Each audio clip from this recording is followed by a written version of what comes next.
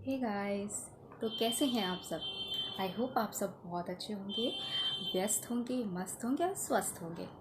तो तो सबसे पहले आप सबको हिंदी दिवस की बहुत बहुत शुभकामनाएं। आज 14 सितंबर है। 14 सितंबर हिंदी दिवस के रूप में मनाया जाता है। ऑल्दो हिंदी हमारी मातृभाषा है, इसके बावजूद हम हिंदी दिवस मनाते हैं 14 सितंबर को, और एक सप्ताह के लिए हिंदी पखवाड़ा होता है कि ऑफिशियल जो भी काम होते हैं एटलीस्ट एक सप्ताह के लिए सारे कुछ हिंदी में होते हैं। तो मुझे एक ऐसा इंसिडेंट याद आता है। मैं स्कूल में पढ़ाती थी।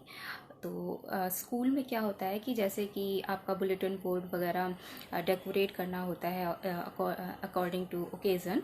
तो हिंदी पखवाड़ा के टाइम पर हिंदी में सारी चीज़ें डेकोरेशन वगैरह हुई। तो मैंने भी डेकोरेट कर रखा हुआ था, और उसके बाद में जैसे ही एक सप्ताह पूरा हुआ तो मुझे ये ऑर्डर मिला कि ये सारी चीज़ें रिमूव कर दी जाएं। तो मैंने उसमें से कुछ चीज़ें छोड़ दी जो कि हिंदी की थी, आर्टिकल्स थे या कोटेशंस थी, स्लोक्स वगैरह, वो बहुत अच्छे थे। तो मैंने उसे एज इट इज़ रहने दिया कि ये अच्छे हैं, मोटिवेशनल हैं, तो अच्छा लग रहा है। पर मेरी प्रिंसिपल मैम ने मुझसे ये बोला कि no ma'am, this is a English medium school and we can not put these type of Hindi articles, so please remove this and all. तो उस दिन मुझे ये रियलाइज़ हुआ कि हिंदी हमारी मातृभाषा है और हम हिंदी को लेके इतना शर्म क्यों फील करते हैं। क्या हुआ जब इंग्लिश मीडियम स्कूल है, लेकिन हिंदी तो हमारी राष्ट्रभाषा, राज्यभाषा, मातृभाषा है।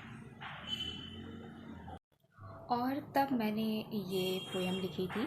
मुझे कुछ ऐसा फ़ील हुआ कि जैसे कि एक लड़की की जब शादी हो जाती है तो वो घर जिसमें वो पली बड़ी है, वहाँ रही है, जब शादी के बाद वो वहाँ पर जाकर कुछ दिन रुकती है ना, तो उसे ऐसा महसूस होता है कि वो वहाँ पे मेहमानों की तरह रह रही है।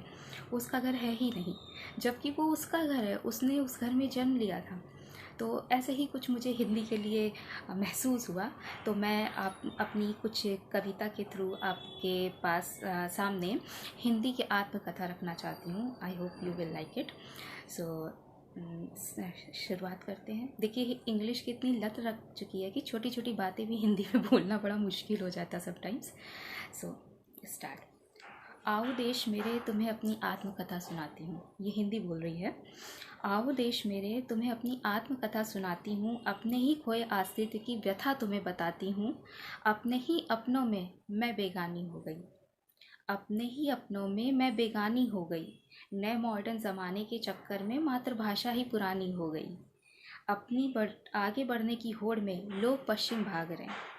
आगे बढ़ने की होड़ में लोग पश्चिम भाग रहे हैं। पश्चिम से मेरा मतलब है वेस्टर्न कल्चर। आगे बढ़ने की होड़ में लोग पश्चिम भाग रहे हैं, अपनी चीज़ें छोड़ छोड़ कर दूसरों की चीज़ें ताड़ रहे हैं। और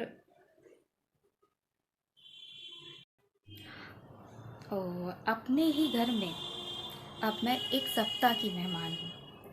अपने ही घर में अब मैं एक सप्ताह की मेहमान हूँ।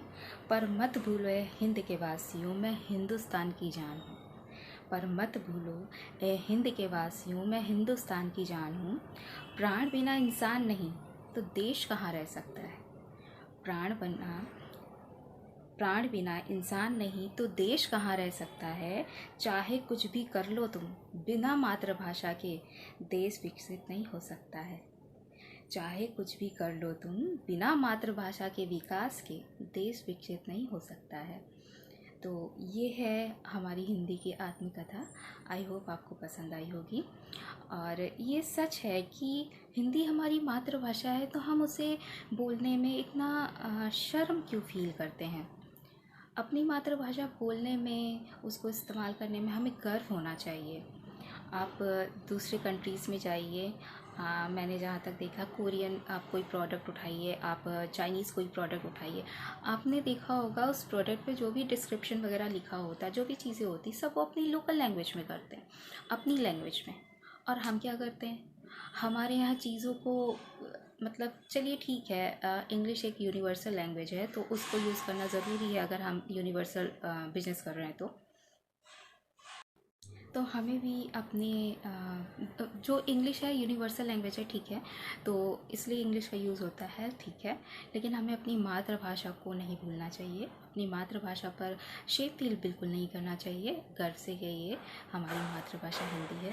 माँ माँ होती है यार, अपनी माँ सबको प्यारी होती है और होनी भी चाहिए। ठीक है। तो आपको कैसी लगी ये कविता?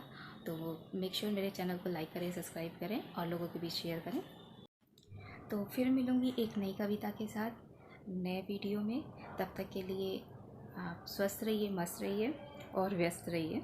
ठीक है, फिर मिलते हैं। तब तक बाय।